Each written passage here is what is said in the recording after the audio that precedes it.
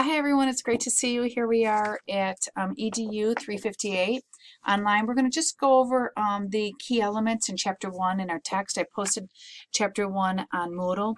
So if you pull that up and follow along, you should read the entire chapter, be familiar with it. But I'm just going to mention just a cursory mention of those aspects that you really should understand and know. All right, so let's get started. Hi everyone, welcome to EDU 358 online. We're going to go over just Chapter 1 in our ESL teaching text. I posted Chapter 1 on Moodle. I scanned in the pages, so if you pull that up and follow along, or if you have your own textbook, you need to read the chapter, be familiar with everything, but I'm just going to take a few minutes and give a cursory review of those aspects that are really important to understand. So the chapter talks about methods of teaching English or a foreign language, yada, yada, yada. But a couple important ones. Number one is grammar translation. This is the method that probably most of you grew up with if you think back to your middle school or high school Spanish and French teacher, where you were given the list of verbs, regular verbs, irregular verbs, vocabulary, and you had to translate those one from the other. You had to put them in a sentence. You had to pick the right verb to fit in with the right subject. So if it was French and it had je, and it would give you the choice. Would you have je suis, je ai, je a, and you'd have to pick in the right one. That's grammar translation. There's been so much research in the field of language teaching. We understand that that is not the most effective way to teach. It is useful for older adult students who already understand language and understand, for example, verbs and past tense and future tense, progressive tense, and sometimes it's very quick to say, hey, I need to future tense the verb to be. If you're an adult, you can understand, okay, the future tense of the verb to be translated is yada, yada, yada. But really for language acquisition, when you're looking at public school, when you're looking at younger children through early adult, that grammar translation is not effective and not efficient. Unfortunately, it's the most common way of teaching we still see. Okay, jumping ahead, we have,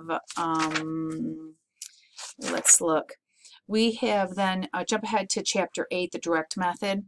This goes back to the idea that students with direct experience with the language learn efficiently and effectively. This is true. We know that the more they can experience the language in class, the better, and it talks about this.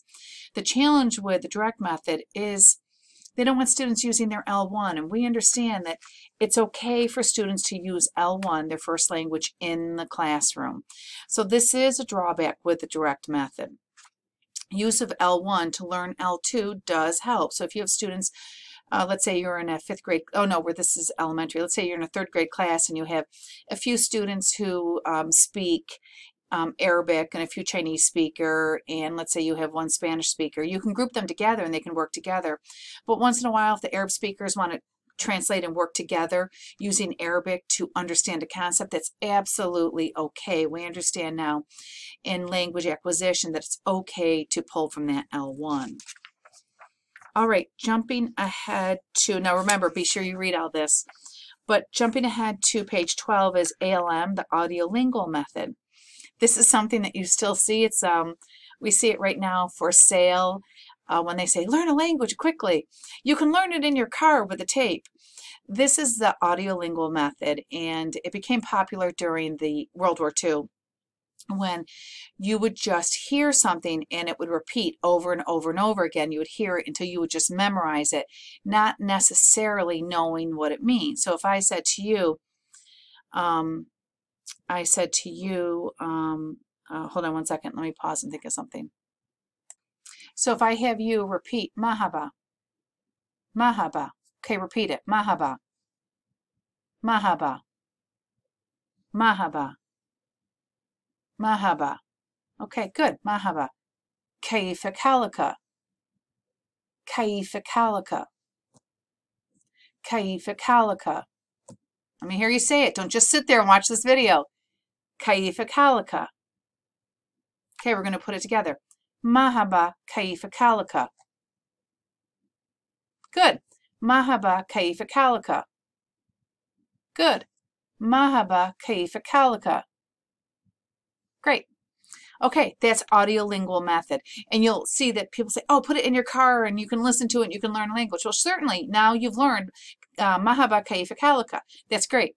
What does it mean? Does it really help you communicate? Well, that's important, but this is the audiolingual method. So you can learn things, you can memorize it, but you're usually learning vocabulary and phrases, not necessarily communicative competence. Remind me later, I'll tell you what it means. Okay, so let's move it. Just kidding. It means mahaba is hello, and kaifa kalika is how are you in Arabic. So you just learned hello, how are you? Mahaba, kaifa kalika. Okay, great. Bakir alhamdulillah means, oh, great. Thank God, I'm doing well. Okay, Suggestopedia, you'll never use it. You won't probably, but read it. Okay, let's go on to, we know that language is innate. We know that through Chomsky, that we have this idea of universal language. There's a really super interesting study of babies who babble. And we know that babble is very important for babies as they begin to learn language and they babble. What we also learned through the study is that babies babble in their own language. So if you take a 1-year-old baby who grew up in China, a 1-year-old baby who grew up in Egypt, and a 1-year-old baby who grew up in the US, and you put them in the room, all their babbling would sound different. It would have the babbling sounds of their language that they've been exposed to. So it's super interesting when you read more about Chomsky and this idea of universal language, that we have that language is innate. However, the language we're exposed to at a young age is the language that will develop.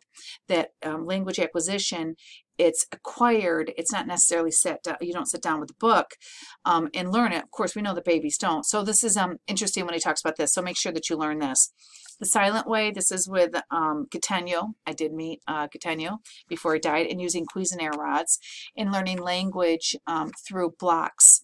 And you don't speak at first. The words represented blocks. It's the silent way. So just make sure that you've read it and you're familiar with a little bit of it. You'd never use it. Same thing with community language learning.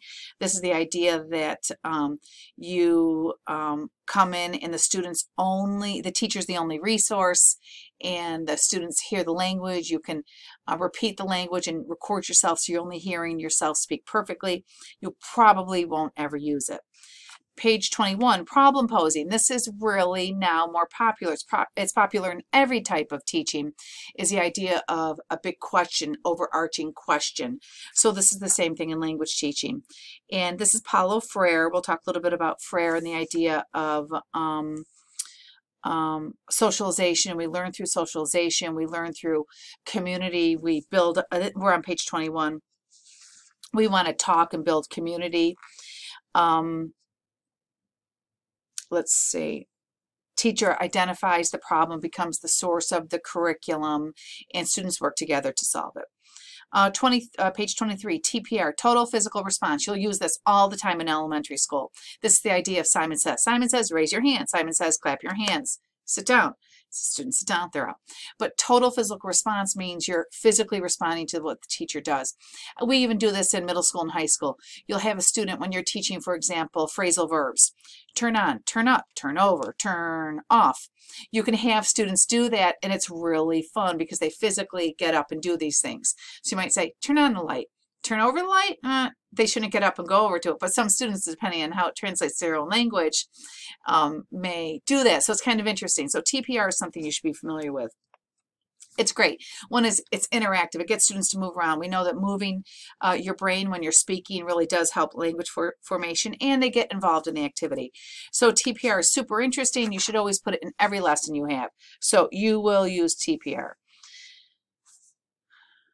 Okay, then we have the natural approach, page 25. This is Stephen Krashen. Stephen Krashen is key to ESL teaching, English as a second language teaching. Number one is he talks about the theory that we learn our second language like we do learn our first language, but we need to have comprehensible input. If we don't understand what's coming in, we won't learn it.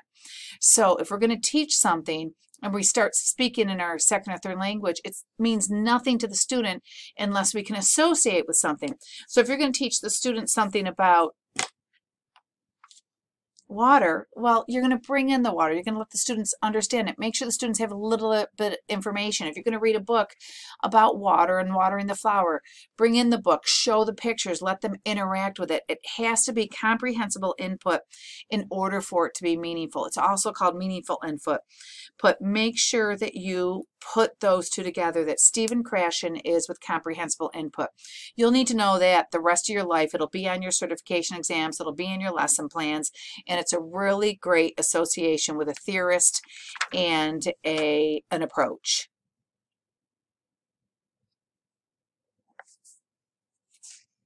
Okay, is that a summary of the methods? Okay, that's a summary of the methods. Let's see what else is here. Sorry, I'm moving on. They have a chart on page 29, so familiarize yourself with that. Let's see. I'm going to pause here for a second. If you jump to page 35, again, make sure you read all this. It talks a little bit about long-term ELs. Again, New York State is changing ELLs to MLs, multilinguals. But this book still will use L's. And the challenge that many students do become a long-term learner, that they may come in first grade and you may still have them in 8th grade in some capacity. So it's important to understand that that term. Also, students with interrupted formal education, they're called a SIFE, S-I-F-E, students with interrupted formal education. We have a lot of those students in Rochester. For example, they come from Rwanda, they're in 2nd grade, then there's some type of maybe some civil war or strife, they're put in a refugee camp, they don't have school for a year and a half, they get to come to the U.S., they're put in Rochester City School District, they're put in 5th grade, but they haven't been in school since 3rd. So that's a student with interrupted formal education, a SIFE, S-I-F-E. You'll need to know that, and that is a challenge with students in your classroom. You'll definitely have long-term learners and SIFE students, so make sure that you understand and read that portion of the book carefully. It also talks about the difference between TESOL programs and bilingual programs. And remember, a bilingual program teaches the target language using the target language. So you teach English using Spanish. I think, did I say that right? So bilingual education teaches the target language, English, using Spanish. So everyone comes in, everyone speaks Spanish. They're learning English using Spanish, but they also learn their other classes in Spanish. So they learn math in Spanish, they learn social studies in Spanish. The only time they have English is when they go to English class. For a TESOL program, they learn the target language using the target language. So everyone comes in using English. So they may be a non-speaker, but they're taking their math in English class, they're taking their social studies in English class, and they have English all day. So those are the two programs. The advantages, bilingual programs, it protects and helps build the L1. That's great. We want these students to keep their first language, but English comes much more slowly because they're only having English 45 minutes a day. But their other subjects are in Spanish or their L1. The TESOL programs, they learn English much more quickly because they're immersed in English, but often they lose their ability with their L1. They're not reading it, they're not writing it. When they go home, they may be speaking with their parents, but often they lose that L1, which of course is a tragedy. So there are pros and cons with both. But it talks about useful strategies, so make sure you read that on page 37 and 38. Let's see, principles of effective teaching. Oh, and then do the review on page 40. That goes over everything that we talked about. Teaching should be learner-centered. Great. Go from whole to part. It should develop academic language content. It should be meaningful and purposeful, yada, yada, yada. So make sure you read those and review all of that. Okay, that's it for chapter 1. Well, I'll see you next week. Oh, just made it under my 15 minutes. That's where it cuts off.